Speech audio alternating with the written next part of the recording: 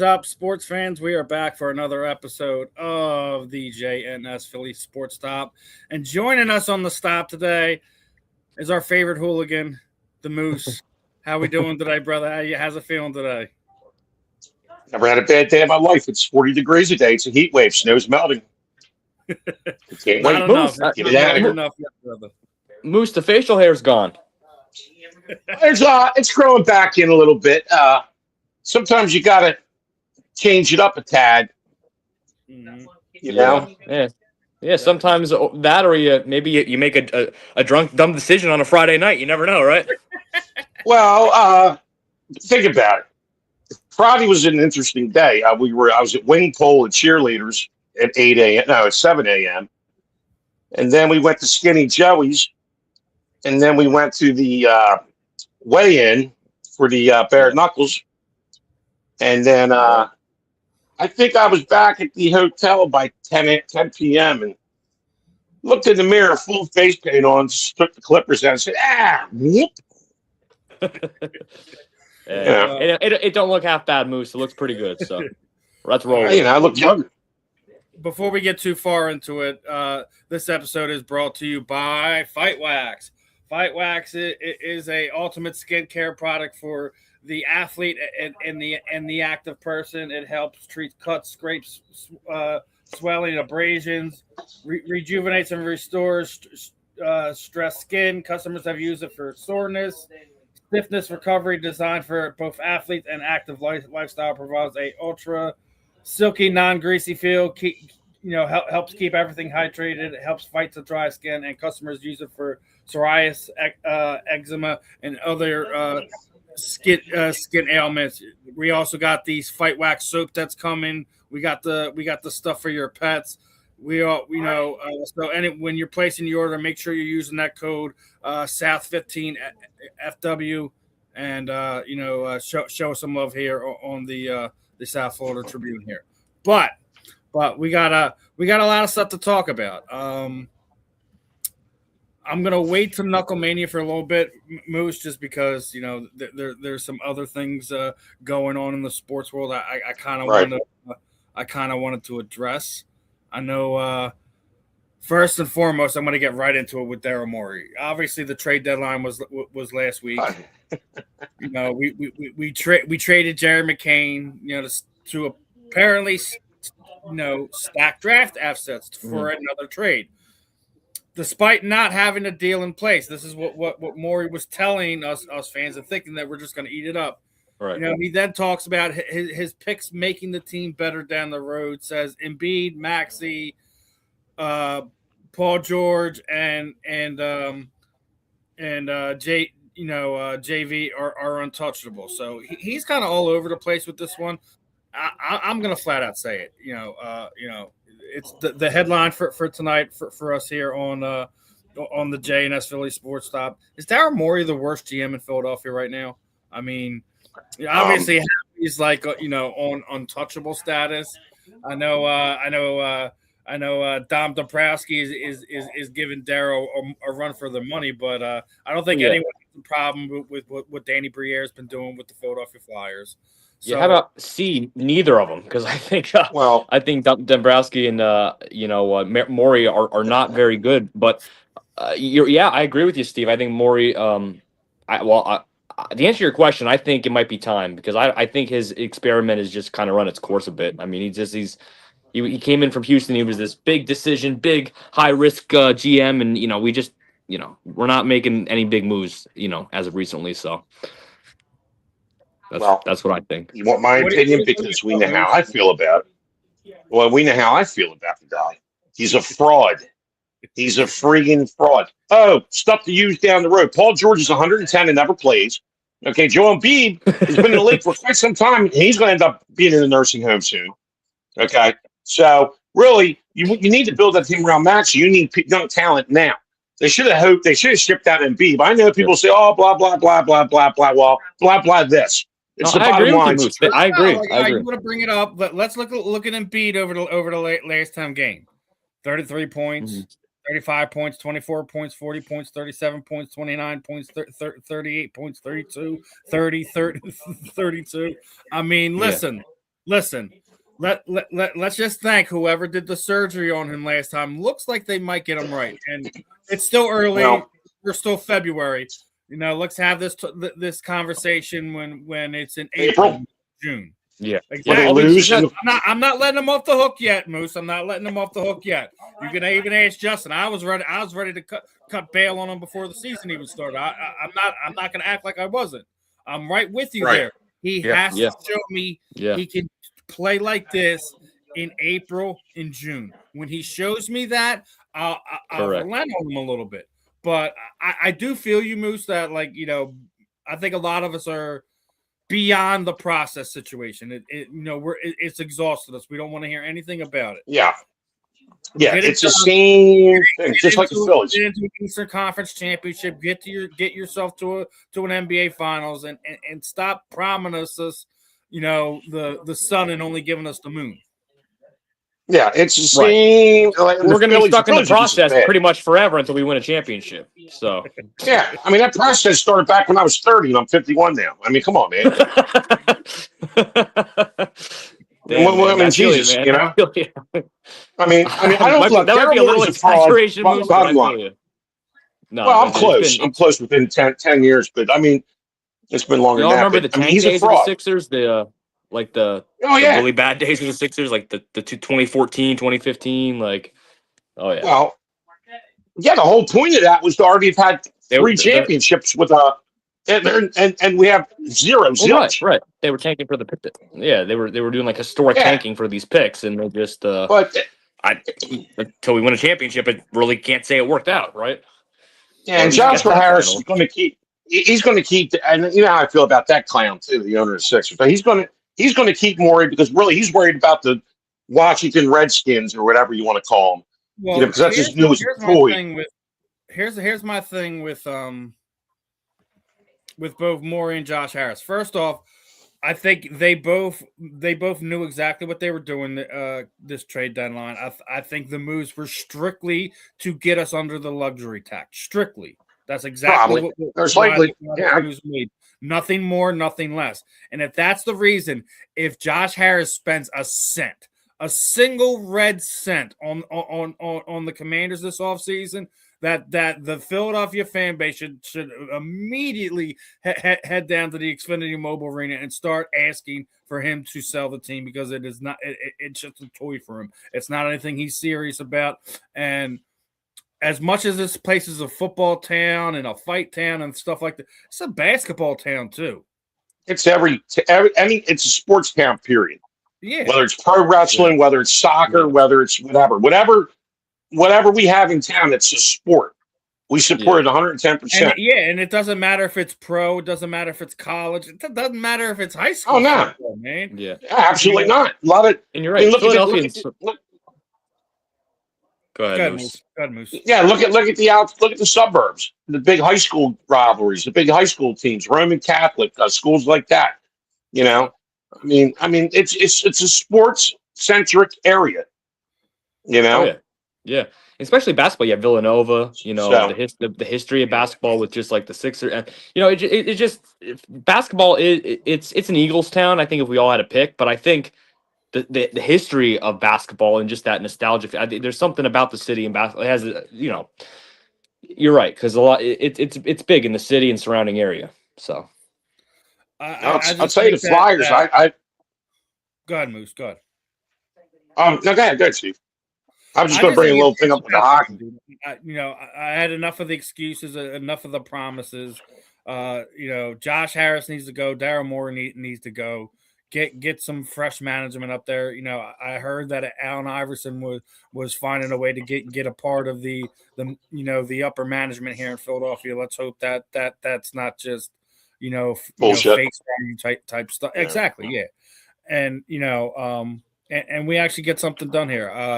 I'll always love the Sixers, but they're not going to get an extended, price gouge out of me just because you just want to stay under the cap, stay under this.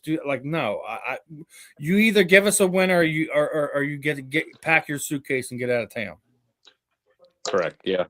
I'm not going another year without making an Eastern Conference Finals run, man. We got to just get there, man. We just got to get there. I don't care, you just got to make it to past the second round for once in like my. Well, I mean, it'd be nice. Good chance with Edgecombe playing it as well as he is. You're gonna get for whatever it means, arrested Paul George because he's gonna be off the next, 20 plus games, right? Yeah. Until he gets hurt in the first game back.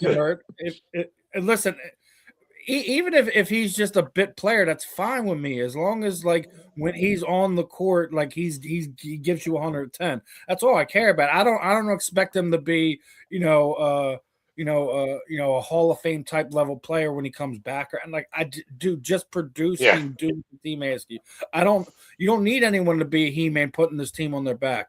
I think with what you got with Maxey, Edgecombe, Paul George, Joel Embiid, with how everything works out, you should be able to at least make it to the Eastern Conference Finals.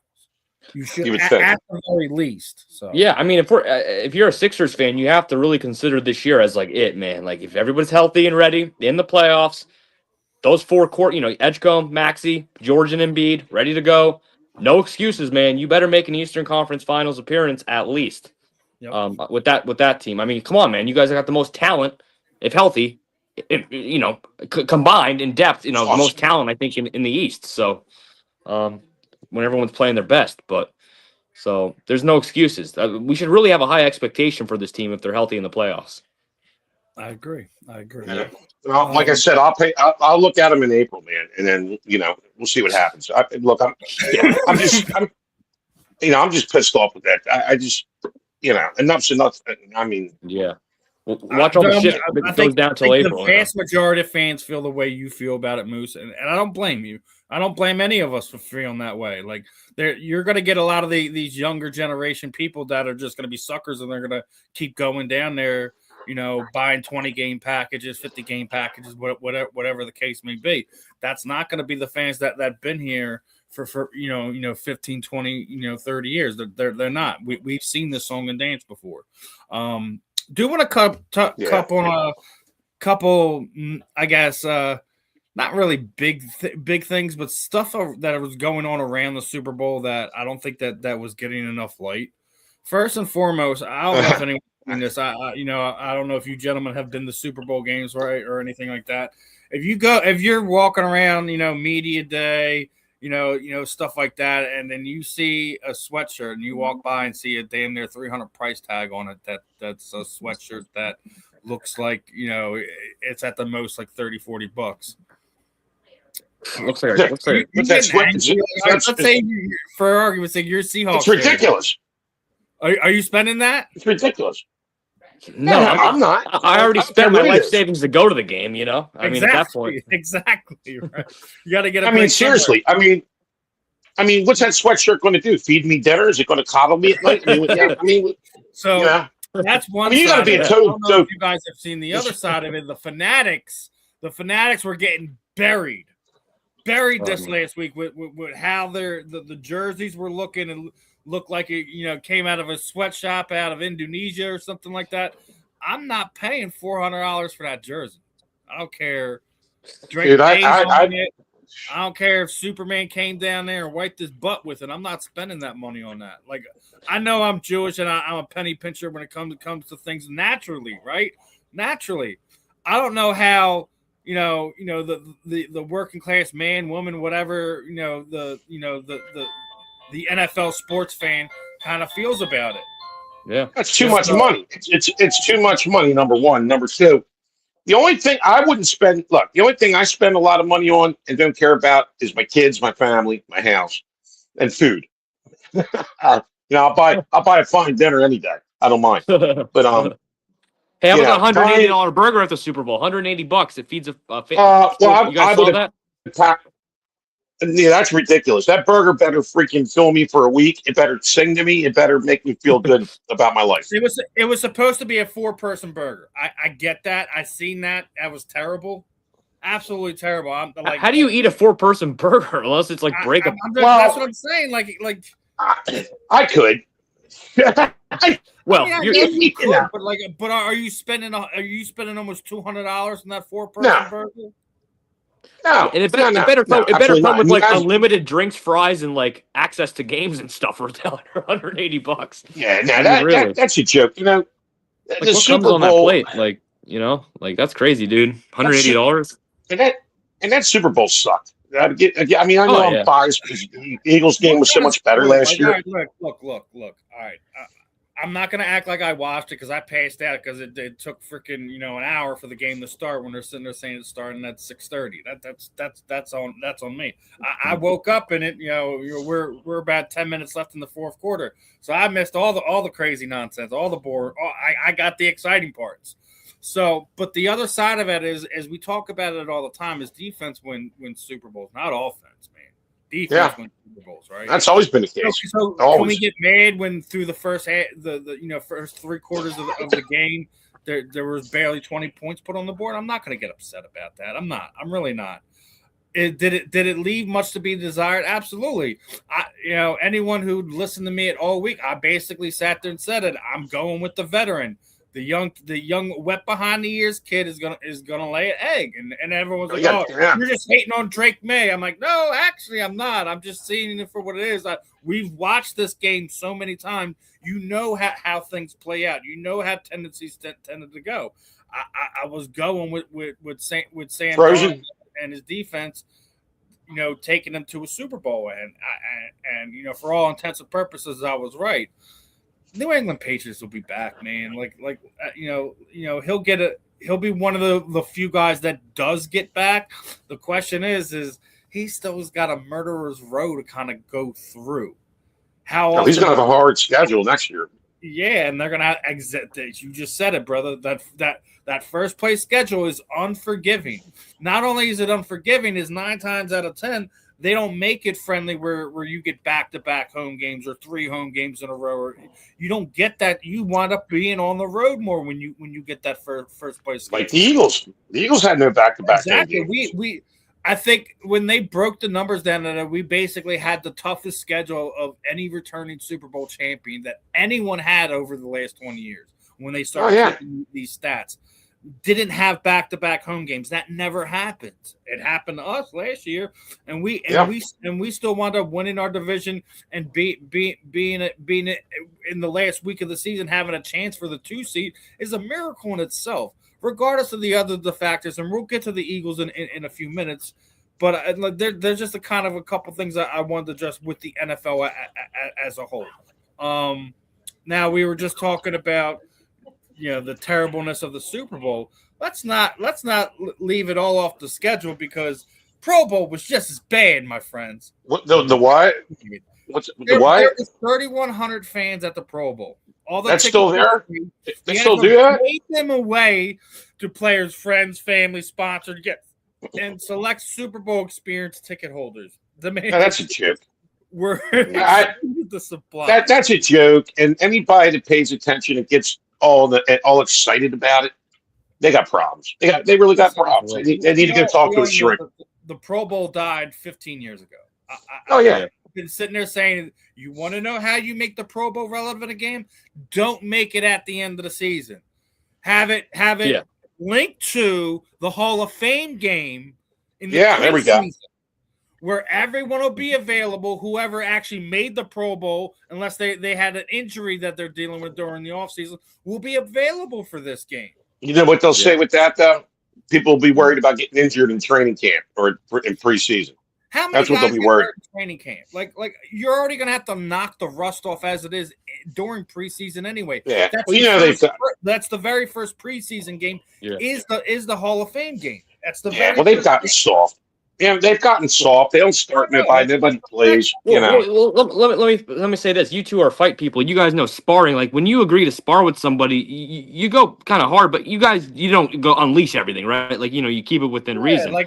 You're not going to show what you're showing in a fight. The term is flow sparring. Like you just kind of go with it as it's going along. And that's the way you should do, I guess, in a sense, what you should do with the Pro Bowl game if you're going to, 1, move it, and 2, kind of put it in that situation where it's like you're getting me, but you're not getting me going, cranked up to 110%. You know right, what I mean? and it's a mutual kind of just you just hope everyone honors that type of thing. But see, here's the other thing. If you attach it to the Hall of Fame game, then you have all the Hall of Famers that are there. So they have a reason to kind of go and want to be there and have makes it more of an event. Exactly. Like you know, and an honor to their skills. Like if you attach some type of charity to it, and then you make it worth something. You know what I mean? Oh yeah. Right. Like, I remember my favorite part was never the game, was the skill competitions. Yeah, that's the most fun part. See who can throw it the farthest. To see who can run through. The wide receiver gauntlet. Like there was always fun stuff that got people excited for it. Like it's just not the same anymore. For what? Yeah, it's not. And just like the NBA, just like the NBA All-Star game. Yeah, the slam dunk's a joke. The 3-point contest is a joke. No. All the actual athletes you'd want to see in the slam dunk. It's always these no names lately. Like who is in this? Like it's just like every year less stars participate. I don't even know. So, I couldn't even tell you. Yeah. It's trust me. Mac McClung won it like 2 years in a row recently. The only All-Star game I'll watch is baseball. Yeah. No. Listen, hockey did it right last year. Hockey did it right last year. Yeah. A lot of people say hockey does like the All-Star game right. They have the best playoff system. Like they do things like some people like they just like the way they do things. I don't know. They play an 82-game schedule and then they do another murderous run through the playoffs. And baseball, right. Hockey's tough. Baseball's just as bad at times, but it's. You guys think there's too many games in baseball? Well, it's been that way for umpteen million years. I'm not touching that. Yeah. Because then if you change that, you change it. All those there's going to be some records that'll be completely untouchable moving forward. Yeah, completely. Well, yeah, it's a numbers sport. Yeah, it's all about the numbers and stats. Yeah, so I get that. I don't think you should kill the grind of the regular season of Major League Baseball because you kill the heart of it if you do that. Yeah, but I think to people like I know we all appreciate baseball, and I know you guys are like super, big fans, especially you, Steve, of the Phillies and all that. But like I feel like I'm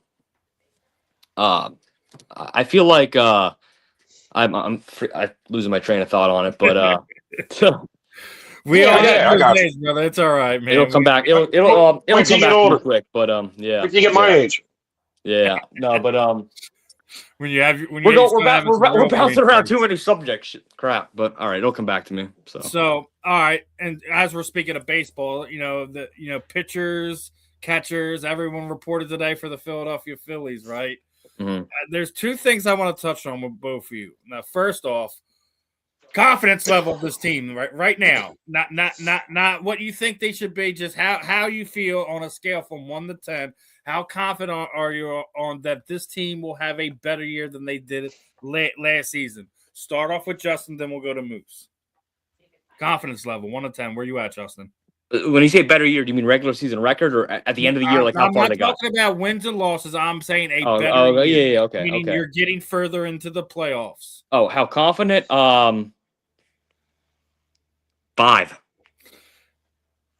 I'm split. Moose, what about you? How confident are you with this baseball team doing better than they did last year? 4.5, and I got 10,000 reasons I can tell you, but we don't have time for that. We got plenty of time, brother. We got plenty of time. Okay, well, one, they really didn't do anything to get me all giddily. I mean, they got rid of Ranger. They're depending on Painter, who seems like I know he's coming off the Tommy Johns. He's 2 years removed from Tommy Johns. He's 2 years removed. All right, so let's see what happens. I've been around many moods and seen this same old story play out. So we'll see how that goes. I'm with you. I'm slightly above both of you. I'm like at a 6, right? I want to be higher. It's funny you say that, Moose, because did you hear Rob Thompson's comments today, right? That this team is better than they were this time last year. Oh, really? This is a better team than he had than he had this time last year. Well, he's supposed to say that. What's he going to say? Nah, we're not as good. We suck. I mean, he's supposed to say that. Yeah. Yeah, we cut through the bullshit. Better when you still haven't found a way to get rid of Nick Castellanos. Yeah. You can't tell me you're better when you don't know when Zach Wheeler's gonna be ready at any point in time over the next That's right. season, right?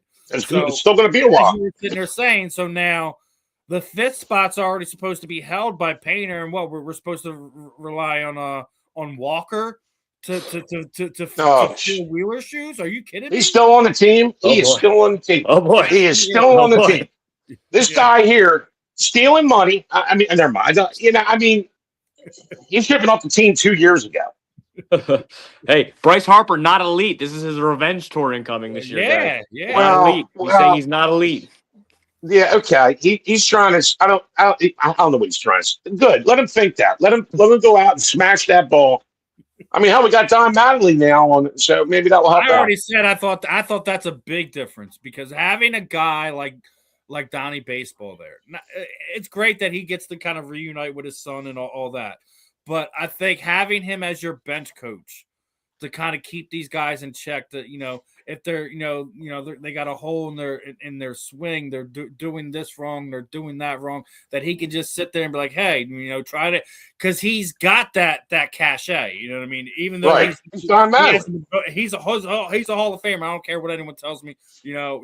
I'll get into the Hall of Fame in a minute. About all that, but it's one of these things where I think having him there would be something a little bit different than what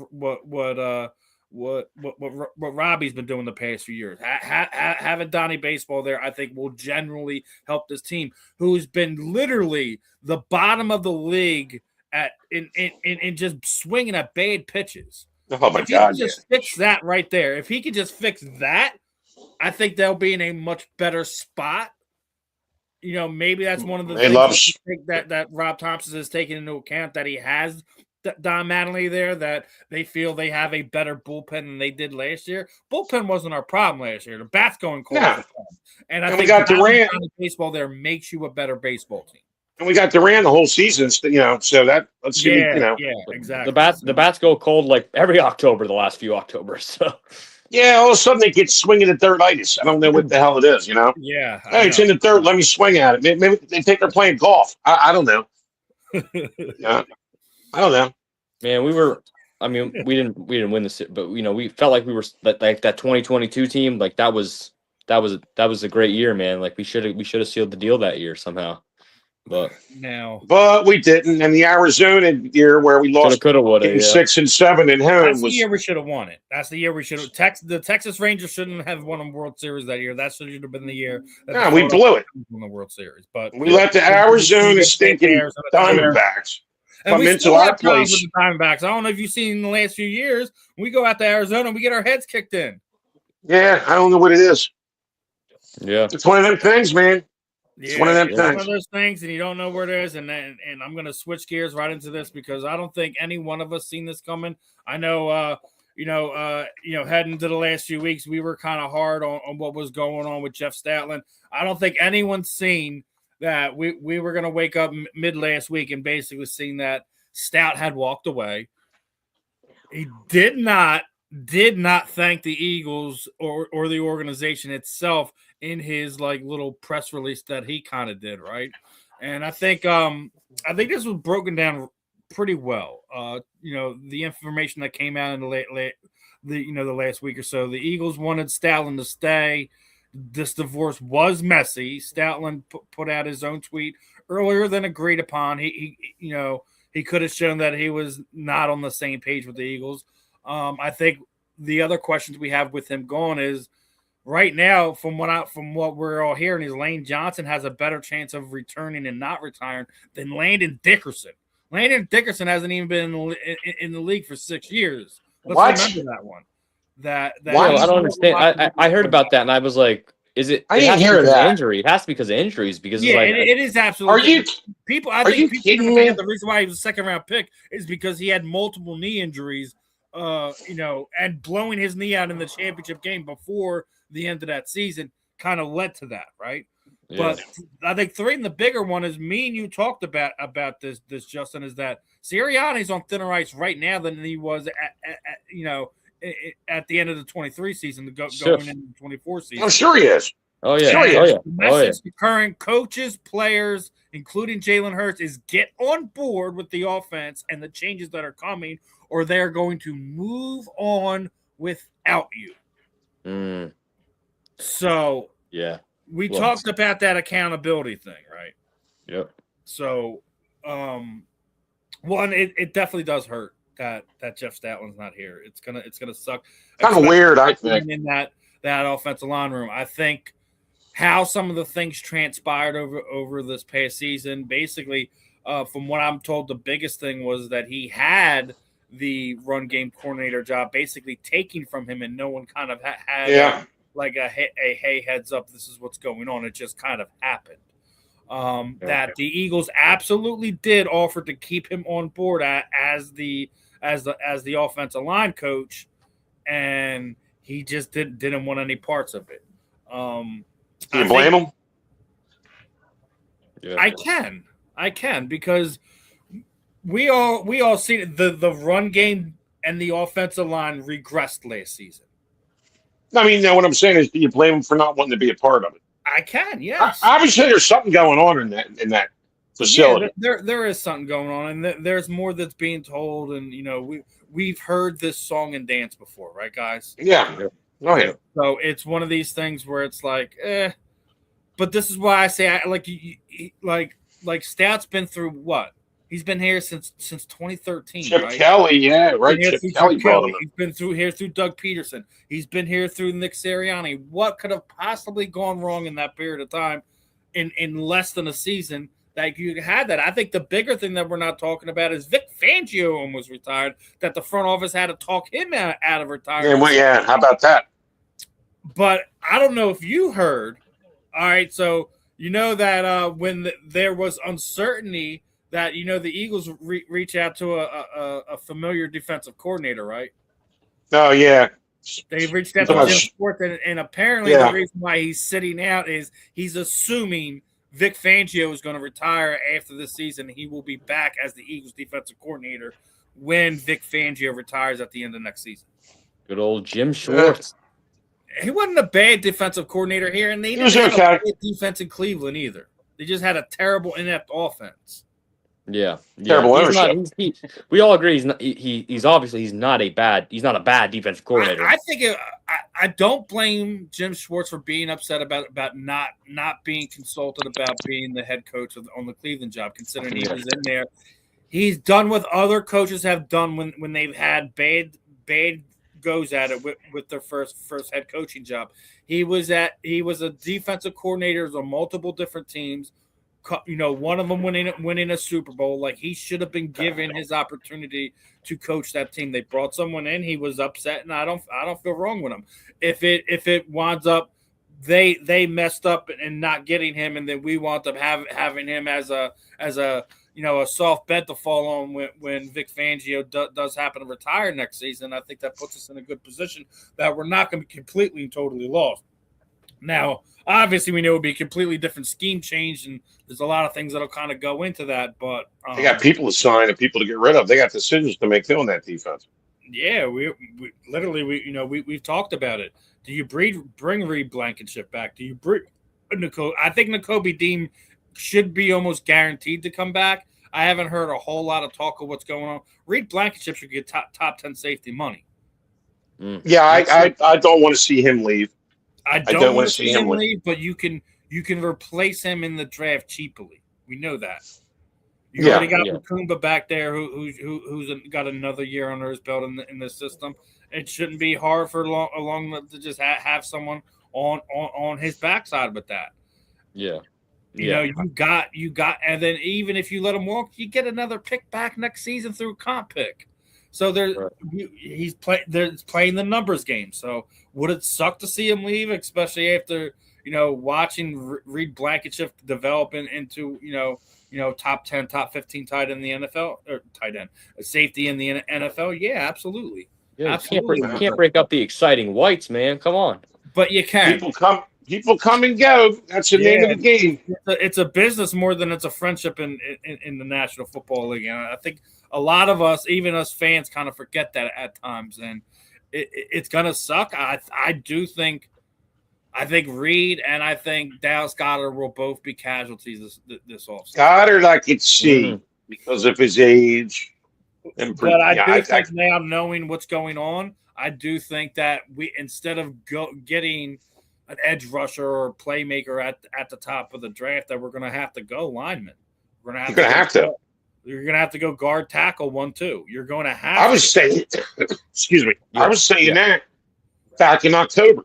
Yes, you were. If you recall, I've been saying that when we first started talking this. You basically said offensive line the first 2 picks. I remember. Yeah, because Cam Jurgens, God bless him, he gets hurt. You can replace him in free agency. I hear. I hear the center in Baltimore don't want to play there no more.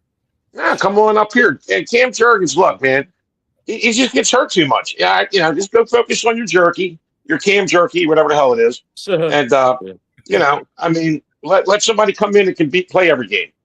I mean, and there are some people out there that don't like that, but that's tough. I tell it like it is, and we know that. Yes, it is. Yes, I mean, unless you drink Kool-Aid and say, "Oh, no," see here, I'll tell you straight up.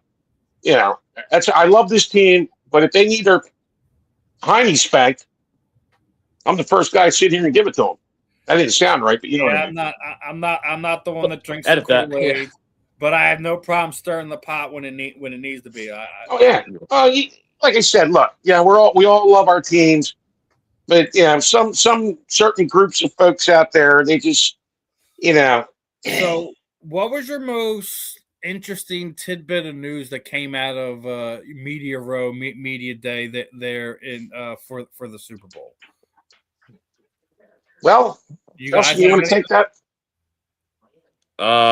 You mean like before the Super Bowl Media Row? When they were doing the whole Media Row thing for Media Day for the Super Bowl. What was your piece of information you found to be the most interesting? Yeah, I don't really know. I got two right off the bat. So if you guys don't got none, I'll run with it. Oh no, I'll think of one, but go ahead first. Yeah. All right, I was going to make one up, but I have nothing. Is that the Micah Parsons trade was a real thing, and that the only reason it didn't happen is because Dallas wanted Jalen Carter for the trade to happen. Okay. Sure. That when he heard what was going on, he declined it immediately because he's saying, if I'm being traded to Philadelphia, I want to play with Jalen Carter. So that was right. I did remember we said there was a Philly. There definitely was. He wanted multiple picks from us. He wanted Jalen Carter for Parsons, and we still were going to have to sign him. So that was a real thing. I think the other thing is when Micah was doing his podcast there in Media Row, he sat down with AJ Brown. And I think a lot of good stuff came out of that. If you were on this one that think that AJ Brown's going to be traded, that's not going to happen. Yeah, I've been saying that too. He's not going in. I already said it just because of the money thing. I didn't think it made sense. Yeah. You literally I'm like, even if it does happen, it's not going to happen before the draft. It's gonna happen as we get closer to the season when his cap numbers closer into the teens instead of the 40s. Nah, they'll go into the season. What came out of it is just the talks between him. Teams have reached out about it, but basically the Eagles are shutting it down. They don't want nothing to do with it. Yeah. And from what I've heard from him, from Media Day, from when he was doing the podcast with Micah Parsons, is he's happy with the changes that were made. He basically said change is good, man. And when he talked about the city, he's like the one thing I love about Philly is y'all hold all of us accountable, not just what we and it's just something that we've always done. And he's like that, you guys, love me with open arms without questioning me, and it's something he's never he doesn't want to leave here in any way, shape, or form. So I'm glad that part of it's put to bed, but it's definitely interesting to kind of hear it on his own terms in his own way. You know what I mean? So. Oh yeah, that's a good thing. Yeah, like I said, he's not. Look, he's just supposed. Look, he's the type of guy. He needs to be involved. He wants to. He does want to win, but he also wants to. He individually wants to succeed. Yeah. I mean, I can't blame the guy. You know? Yeah. I mean, it's a little deep. What wide receiver isn't a diva besides Jerry Rice? I think he's literally probably the exception to the rule. Lynn Swan. Lynn Swan, I don't think was a diva either. Chris Carter wasn't either. Chris Carter wasn't. You could name a couple now. He was a confident guy that would tell you, where he stood with things, but like Mike Quick. Wasn't a diva. Mike Quick wasn't a diva. No. But we've had him here, so we know. Harold Carmichael. Oh, we've had T.O. We've had Alshon Jeffrey. Yeah, Alshon Jeffrey. Alshon Jeffrey wasn't a diva. I mean, he probably did the coldest interview I've ever seen done on Media Day. Yeah, that one I do remember, Steve. There's the one answer. He's like, I forget what we both know what we're talking about. He's like, he did not want to be there. He did not want to be there for Media Week. He's like, why are we doing this? He was. I forget the quote, but yeah, he was channeling his inner Marshawn Lynch right there. Unfortunately, they got to do it. Part of the job. Yeah, and I'm glad we're talking about have to do it. Did you guys see that? Basically, Sam Darnold lost money by playing in the Super Bowl this weekend. Lost money. Would he gamble on his own team? No, or gamble on the Patriots? The way that California works with their state taxes and everything like that, that he literally made nothing. He lost money to the state of California because he was there. He was there more than 10 days, and that constitutes as because of his contract how he got taxed. So he got taxed more than he got paid. So if the Super Bowl was in Miami, he wouldn't have got taxed because it's in Miami. That's where the Super Bowl is being played next season. Oh, that's right. Same place. Again. Isn't that weird? Why are they doing that? Like right down the street from each other. I mean, why are they doing it? I guess if you ever want to go, if he can go sell, he could sell his ring, I guess, for like $1 million bucks or something. And I mean, why are they having a Super? I just wonder what the NFL thinking is on having the Super Bowl in California again, right down the road from San Francisco in LA. I don't get it. I don't either. I think they should have some type of inner binary rules that can't do it in the same state back-to-back years. What are your guys' thoughts on a neutral site built just for a Super Bowl? This is where I think the international thing should Saudi Arabia. No, so WWE's doing it for WrestleMania next year. I know there's Dubai has that money. And listen, man, that the Saudi Arabian money has been coming in a lot on football, and it's not just pro football. They're trying to get bowl games from college out there. They're trying to do a lot, and they're nuts out there, man. Look, the Royal Rumble. That sports over the last 10 years. I remember when UFC did their first event in Abu Dhabi. I mean, it was a big event. It's a big thing, and putting events out there, I think, not only just brings in investor dollars in it, but it makes those connections that you don't normally make for not just the NFL but the athletes as well. So I think it's worth looking into. I think that when you do the international games, I don't matter where it is. I don't want to see them done on soccer pitches anymore.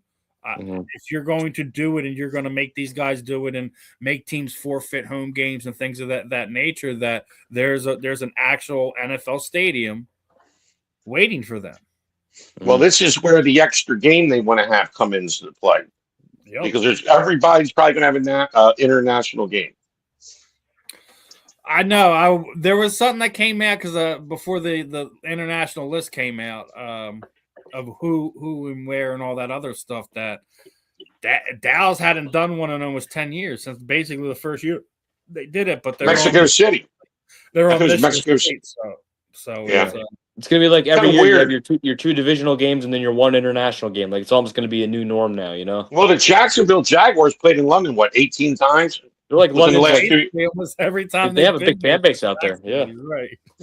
Nick Collins, who they must like London. Yeah. Or Tony Khan. That the Eagles weren't put on the Australia game this year. Yeah, with Jordan Mailata. Yeah, that's what I said. I'm like, you got Jordan. I'm like, if I'm anything, I'd do the Redskins and Eagles in Australia. Money. You got the linebacker for Washington is is Australian too. So talking about Saudi Arabia, I wouldn't be surprised if they have a Super because WrestleMania is there next year. yeah. I wouldn't be surprised if Roger Goodell says, "Ooh," because they just had the Royal Rumble, and I'm sure everybody knows this in Saudi Arabia, and they built a temporary outdoor stadium within a month just for that Royal Rumble. So you imagine they could do that for a Super Bowl. I think we should make it where it's on neutral sites, and you can't have the opportunity to have a potential home game, even if you win. Like the fact that's happened once, right? One time. Yeah, that was Tampa. Happened once, but also you're familiar with some of these stadiums because they played in them before. Like, you know what I mean? I think, is it great for us fans here in the United? Like, listen, we've had just about every single one here. Was it to us that if it's played in, it's played in Australia, it's played in Saudi Arabia, it's played in, like, does it matter to us? No, it shouldn't. Well, it really shouldn't, unless you're a family member of one of the players playing in it, and now you got to worry about plane tickets and all. Like, that's the only thing that that people that should worry about. But I mean, us as fans, us as consumers of it, I don't have a problem. H2O. Sorry. Yeah. Yelling to my wife, I need some H2O. Yeah. It's. How about the Super Bowl logo colors that they decided? Hey, let's come out with that. Man, they stretch those color predictions every year. I really am. Bunch of bullshit. That's actually a topic of conversations. I'm like, really? People are debating. Has nothing to do with anything. Yeah. No. So, one of the things I wanted to do a little post-mortem on Knucklemainia. I don't know if Justin watched it at Moose. I know you more than likely watched at least a handful of the fights Saturday night. But I think, outside of the Philly guys, I think the biggest story was Andre Arlovsky. Like, anyone who knows, like, this dude is beating cancer for the third time. That's impressive. Today he was battling cancer. He beat cancer in 2010 and in 2012. This time he had a tumor removed from his kidney and 28 lymph nodes or something like that. The fact that he's 47 years old. He was the second youngest UFC heavyweight champion at one point in time in his career. That when he won that title was literally 21 years and 2 days from the date that he won his first UFC title. Wild. That's pretty good. That's wild, man. Give him credit, man. Like, that's some balls. We were talking about how what Indiana did this college football season was like a Hallmark movie, a Disney movie, something like that. Andre Arlovsky is a walking Disney movie at this point in time. Oh yeah, to beat the odds on all that, it's just incredible. And then his post-fight comments were just like, if you were anyone that is battling cancer or something like that, his comment was simple. Like, people who are battling with bleeping cancer, don't bleep and give up. I'm a great bleeping example of this 3 times cancer survivor. Keep bleeping fighting. Life is beautiful. Even furthermore, when we were at the post-fight press conference, and it really just hit him. Like, a couple people were asking questions of, around about those things. And then he just got to a point where he started answering, and you just seen it hit him, and he just stopped, put the microphone down, cleared his face, cleared his head, and continued on with it. It's just like, those moments are rare in combat sports, and it was really cool to kind of be there, to be a part of that. I mean, it's the second year in a row that we've seen in Philadelphia at Knucklemainia, a new heavyweight champion was crowned. But seeing Andre doing it, being the third time that he beat Ben, clearly he's got Ben's number. But what Andre stands for, his career in his totality, it was a cool moment to be a part of. And, for people that don't know, like, all intents and purposes, like, combat sports this weekend was nuts. Obviously, UFC had 5 million viewers on Paramount, but Bare Knuckle had 2 million views on the streaming platforms.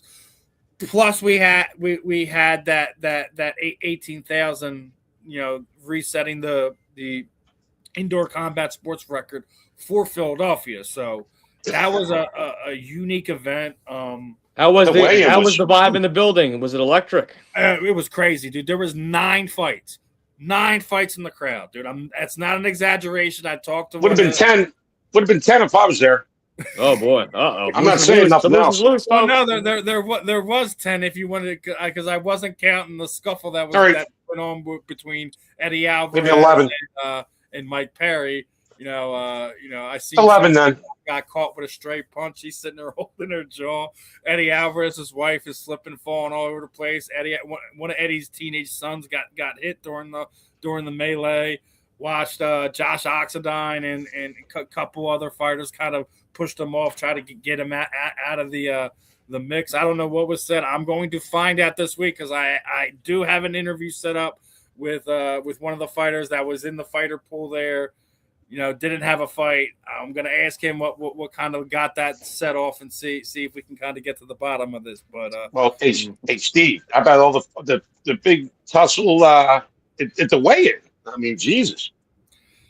Listen, Johnny's nuts, man.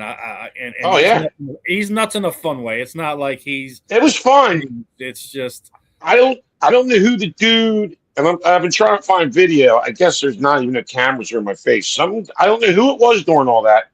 Got into my face. So I'm going back out. Me and you talked about it when we were at weigh, and someone was like, Moose got thrown out. I'm like, what are you talking about? I'm like, his wife's still right there. There's no way he just got thrown out. No, I didn't get thrown out. No, not at all. Not at all. But yeah, there's some drunken idiot trying to start something somewhere. I don't know who that dude was, and I didn't see that dude the rest of the night. I've seen him on no video. I mean, I kept saying, "Come on, hit me right now! Come on, cameras, check it out, hit me." One shot, Moose, one you hit. would have knocked him out. You would have knocked him out in a minute, Moose. One hit. You one bad mother. I'm not gonna say it, but one hit. You would have got him, Moose. I think the other unique thing about Knucklemainia is Pat Brady's retirement. That was. Not super surprising, but unexpected. I thought we'd probably get another fight or two out of Pat before he hung it up, but he's 42 years old. Yeah, I mean, he got in the game really late. He blew his knee out. He thought his career was over, and it was John Jones who talked him out of retirement, of all people, right?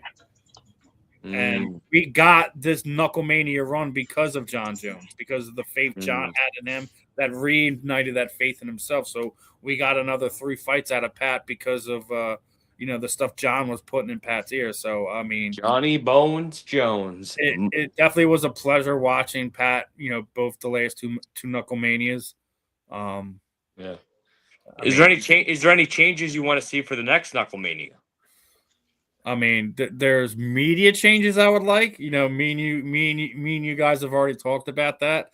I was watching, from what I found out now, apparently one of the BKFC employees were sitting there in media row streaming the UFC fight, while guys like yourself who can do actual content are just being declined media credentials and being stuck at home. I hope he enjoyed his UFC fight as he's sitting there ringside at the thing or whatever. Yeah. I'm not a fan of that. The other thing I'm also not a fan of is, as much as I like to have some of the creators there, there's too much cheering going on in media row, and that shouldn't be a thing. We don't need cheerleaders. You got 80,000 cheerleaders in the stands. You know what I mean? Yeah. I don't. Yeah, you're not sitting there. We're supposed to be impartial. We're not supposed to have favorites. We're not supposed to be cheering, saying go Pat, go Lex, go Pat, and Johnny. Yeah. Like we're not cheerleaders at that point in time. When you're given media credentials, you're supposed to be unbiased. So when I went on the tour of the link, they said and it wasn't even just like, it wasn't even the content creators. I know there was another guy. I know who he is. I know who he works for. I'm not going to put him out there like that. But like during the first fight that had Travis Thompson and Josh Oxendine, and he was sitting there like blatantly just rooting for Travis because he's one of the local guys, and I love Travis. I've had him on the podcast. He's a great guy to talk to. I've also interviewed Josh since he was an amateur, so it was like one of these things where I have to be absolutely neutral because I got the media relationship with both of the fighters. So if I'm sitting there like cheering Josh on because Josh won the fight, like how does that make me look? No, it makes you look like a freaking a-hole, right? Yeah. Especially when you're sitting there on media row, like you're supposed to be getting content, impartial, all these things, and you don't see that. And it's not just with BKFC, Knucklemainia, or Combat Sports Media. We see the same thing when you see Super Bowl credentials get given out and things of that nature, and it's just like they're just blatantly going one way. Like that's not how it's supposed to be. Well, you got to be neutral, man. If you're creating content. For sure. I got a tour of the link a few months ago, and they did the press box, Eagles press box at the link, and the tour guy said, strict rules to all the journalists coming in here. First thing we tell them is you have to, like, not cheer, not clap, be impartial, no react, like, just do your journalism. That's it. And that's at the Eagles press box. They said that. So that's just, it's kind of everywhere. It should be like that, you know? Yeah, only if you're Merrill Reese broadcasting the game can you show favoritism towards the game. But that's his job, is to show that energy, that passion. So very right. That's right. Very right. Yes. So unless the Eagles hire me, I'll do the same thing. Otherwise, if I have to be neutral, I'll be neutral. Yeah. But again, great night of fights. I think the coolest thing that, again, asked at the press conference is there's going to be 7 more fights in Philadelphia for Bare Knuckle this year, because they announced KFC Fight Club, which is basically going to be a version of Bare Knuckle's Ultimate Fighter, so to speak. Two different weight classes, 2 contracts up for grab, 100K contracts. So, fighters aren't going to know who they're fighting until they walk out, and they're going to be fighting 1 2-minute round. Winner goes home. Loser gets put back into the pool. Kind of a neat concept to not know who you're fighting until you walk out.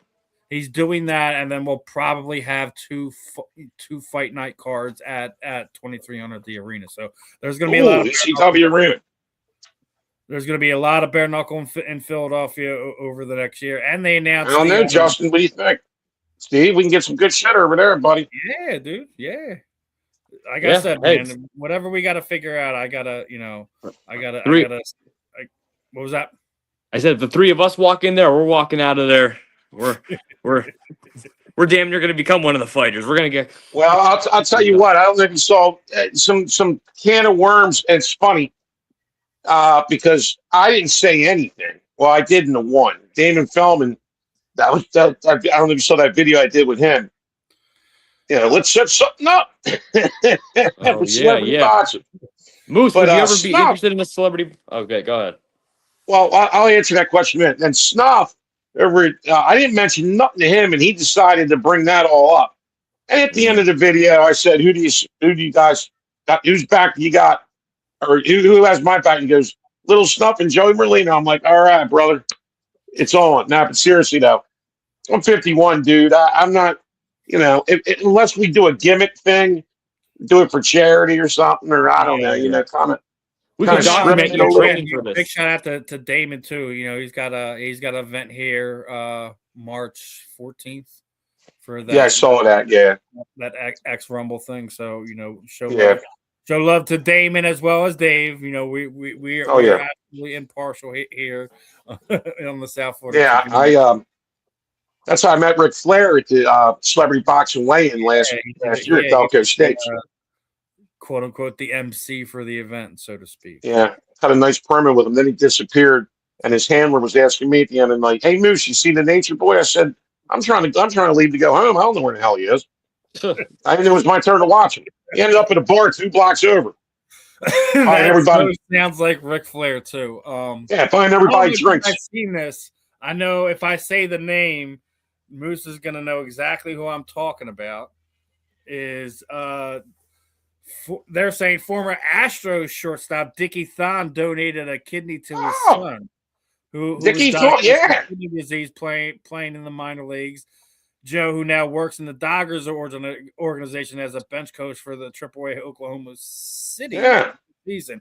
I'm like I said, as soon as I said the name, I knew Moose was going to recognize it. Oh yeah, Dickie Thon, doing something like that for obviously it's his son, so it's not going to be like it's this crazy thing. But hearing those names from those guys in the '80s is kind of cool. Oh yeah.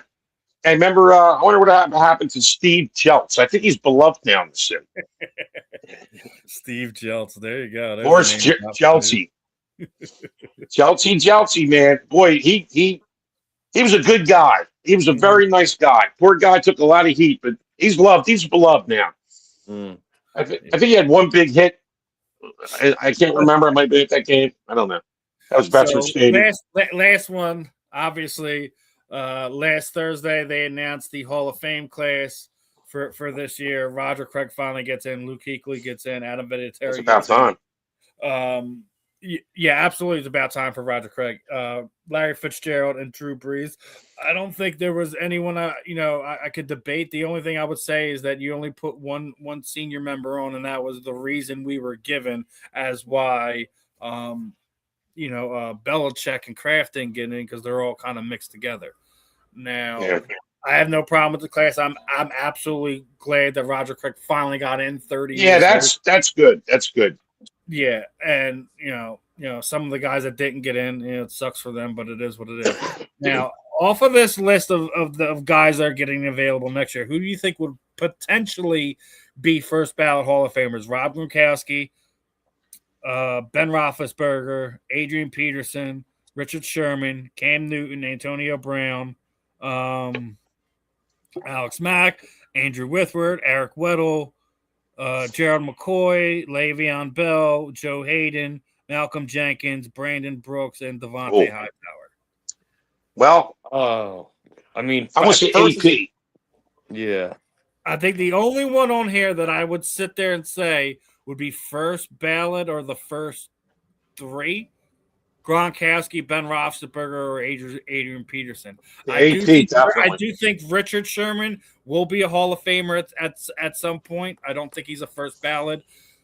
I would like to see both Malcolm Jenkins and Brandon Brooks get in as they were Super Bowl champions here. Right, but they just got done playing not too long ago. So Brandon Brooks retired because of his battles with anxiety and mental health issues. He didn't retire because he couldn't play anymore. He retired because it was just becoming too much of a toll on him mentally. So I have no problem. The fact that Luke Kuechly got in after 9 seasons should sit there and say a guy like Brandon Brooks should get in my opinion. Do I think he was the greatest guard of all time? No, I don't think he should be a first ballot, but he should be somebody that gets in. Eventually, Jenkins, how he changed parts of the game, I think he should absolutely get it. What about Antonio Brown? AP. His name was on there. There's no way he ever gets in. If they're playing games with T.O. for the stuff that he did, and I don't think T.O. did anything wrong necessarily. Yeah, T.O. didn't get naked while on the sideline. You're the only one that does that, Moose. Just you. Yeah, but they were still duck me because I'm the Moose, and that's for entertainment reasons. Can't sue you, Moose, when you do that. It's all good. Yeah. Well, you got the limited liability when you go out there. Yeah, you got to watch it sometimes because people are quick to, ooh, he's doing that. Yeah, they're so worried about it. Bad news. Yeah, bad news. I mean, I'm being pretty behaved because there's so many different promos I want to cut on certain people. Justin, Steve. I think I told you. Oh, we all know. We all know the names floating in the air. Well, there's a couple of them, but there's one in particular. But you witnessed it. But you know what? That's why you gotta. You're my video. Make sure to get that camera always on, buddy. I'll do my best, Moose. I got you. Yeah. What I'm here for. That's right. As we get ready to wrap this one up, obviously, a lot of stuff was going on in Philadelphia over the last week. Hell, even Bruce Arians was in Philadelphia getting heart surgery. So wow, it was a good weekend in Philly for the Eagles not being in the Super Bowl. I know a lot of people were complaining about some of the stuff going on in Knucklemainia with the fights in the stands and whatever. I'm like, listen, it was a good time. Hell, the weigh-in was awesome. Listen, wing pole. I didn't hear about anyone actually getting seriously hurt or anything like that. Just it's all entertainment. Exactly. It's all work. It's all work. I can confirm that the Xfinity Mobile Arena asked Dave if he would do that twice a year. He emphatically told him no. and that he's definitely going to be doing it at least once a year. So for right now, there's just going to be one Knucklemainia, and hopefully it's something as Bare Knuckle grows itself, as BKFC grows itself, that we may get lucky to see them too. Right. Some of the media members at the press conference was asking for like a kind of like an international fight week, like what the UFC does, to kind of have like a get together with all the athletes, fans, sponsors, all this other stuff. Hey, give me 1 second. BKFCC. Will this record if I gotta do something really fast? Go ahead, brother. It's still going to record. Okay. Give me 1 sec. Very embarrassing. That's not embarrassing. We've seen worse on here. Just turn your mic off, Moose. That's all I'll say. It's off.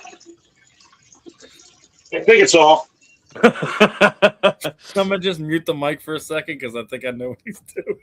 Oh, good God. Hey, listen, man. You fill it up. It's got to come out at some point in time. And let's just say, folks, the Moose fills it up a lot. He's a competitive eater. So give him about a second. But as we're wrapping this, that was quick. I'm an old man, dude. This one up, Justin. You know what we typically do. Kind of run the horn. I know you did something special yesterday. That's why we're here today. So. Oh yeah, it's awesome. That's awesome. I don't even know where to begin. Yeah. Well, tell them what you did. Yeah. Hey, look. Humbled and honored to say I was with Julius Erving yesterday, Dr. J, in New York City, promoting his new documentary on February 12th, Soul Power, which is about the ABA, American Basketball Association, on Prime Video. Amazon Prime set up this event, met at the Times Square Marriott, did some interviews there, followed him all day, went with his in his SUV, drove over to the Today Show in downtown New York, went on a Today Show with Lindsey Davis, went to the SUV, went to the Barclays Center to see the Nets-Bulls play, and got escorted onto the court to sit near Dr. J for the Nets-Bulls game. I am still, guys, in shock about it. It was one of the coolest. It might have been the coolest experience of my life. It was pretty dope. So, hey, man, I think it was pretty awesome, man. And congratulations. Yeah, he's an awesome dude. I appreciate it. It was an awesome opportunity. Super nice guy. Super fun. Super cool to hear the stories, man. I know I never got to see him play, but I did. I'm grateful. Yeah. I did. Yeah, legend though. Legend. I mean, I heard the stories. So. I was slam dunk, dude. His hands are like quadruple anybody's other hand size. It's pretty crazy. But he's the nicest guy. Can't go more than 5 feet anywhere without someone stopping him or a picture or something. You know what I mean? So it's cool, man. It was a fun time. Dr. J. All right. What about you, Moose? Anything you say before we wrap this? Yeah. Yeah. Thanks for having me on. I'm always available usually this time in the evening because I end up going to bed early. Anyway, yeah. So anyway, it was a great weekend. We had the wing pole over cheerleaders in the morning. My boy came in. What did he come in? Third. The guy that won it last year, the Monster, won it again. And the only reason he came and won is because I wasn't in it due to certain reasons. I was there as more of a figure. But once again, cheerleaders, wing pole, they pulled it off. There's other eating competitions coming up. There's actually one at Hunt's, which is in Delco on McDade Boulevard. The Darren Dalton Foundation. It's an event for them, and it's a wing eating contest. I'm already signed up for it. And Justin, I'm going to get up with you about. I want to try their wings. This event's in April. Okay. I believe it's the week before Monty G's B-Day party. Okay. Tailgate. So I'm already in it. So I just want to get some. I already talked to them today about getting some promotional shit going. But I'm also, so there's a contest there. I'm going to call it a jam soon on the professional eating. I'll probably a couple more, and that's it. But also just like to say, there's a cheap plug for Al Wingador brand sauce. If you don't know who Al Wingador is, he's the 5-time Wing Bowl, original Philly Wing Bowl champion. His name hangs up in the rafters at the Xfinity Live Center, whatever you call it. But this is his sauce, a Wingador brand, wingador.com. Pick it up today. It goes on everything. There's my cheap plug of the night, but that's my boy, and I always support it. So nice. He taught me a lot on the eating circuit. As a competitive eater and someone who specializes in wings, Moose, what is your favorite wing flavor? Oh man, I'm an extra hotter the better type of guy. I did a suicide wing eating contest back in 2019. And you couldn't drink anything. That was the whole shtick. So quite literally, you're gonna like basically I ate, kill your mouth off. Oh, that shit's hot, dude. Some of it splattered in my eyeball, and I was blind in one eye. But it was a half-hour time limit. Oh yeah, I came in second place. I did 58. 58 right after Tiger Wings. Yeah, and then Tiger Wings, Dave Brunelli, who's a great competitive eater, beat me. Of course, he usually beats me when I go against him. 50 wings. No wonder you're leaving to go to the bathroom.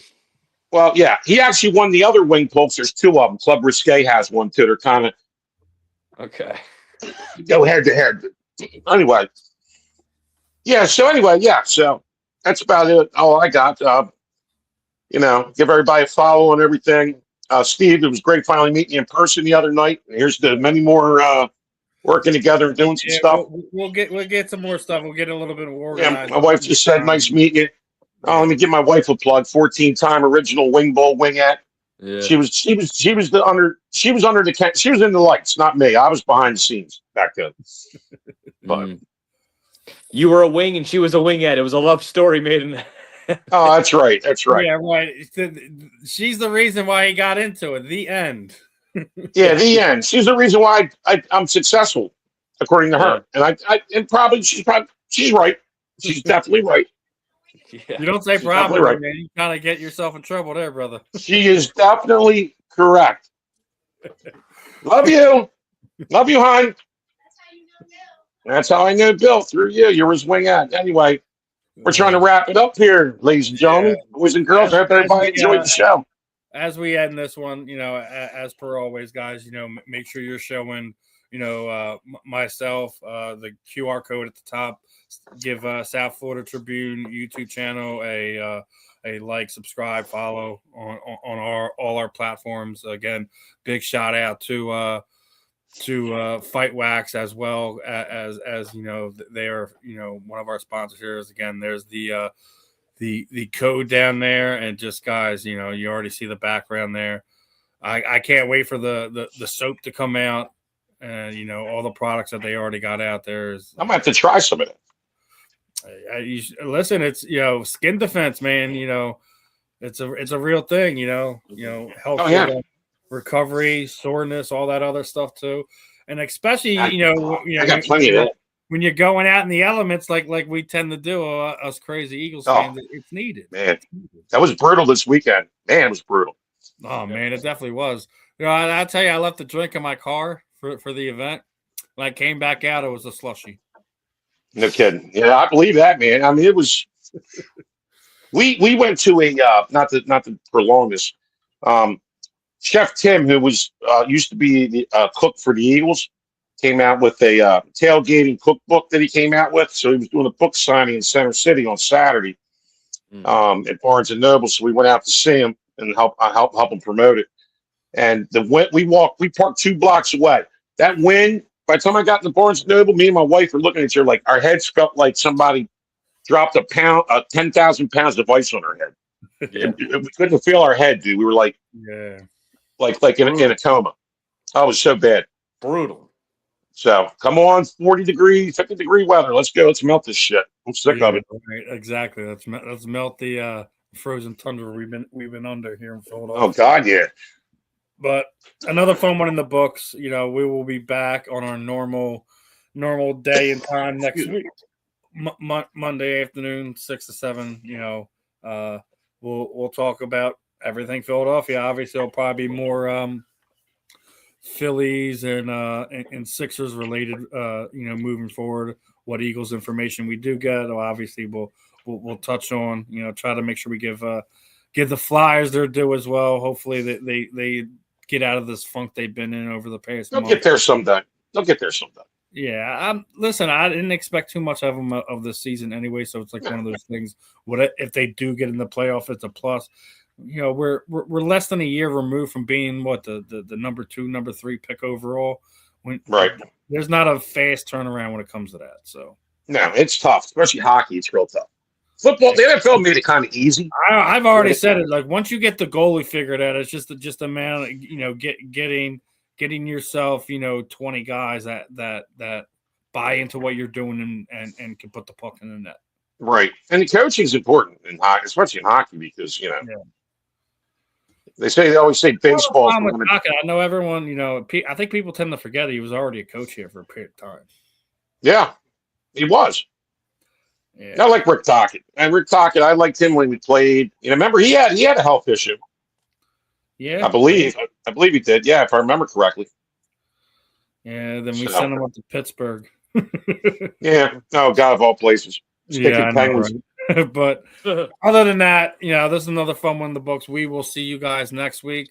Peace out, my friends. Catching the rebound. Make sure you're locked in for Inside the Pigskin, 8:30. The boys will be on, so check them out, my friends. Peace out. Yes, sir. Peace out.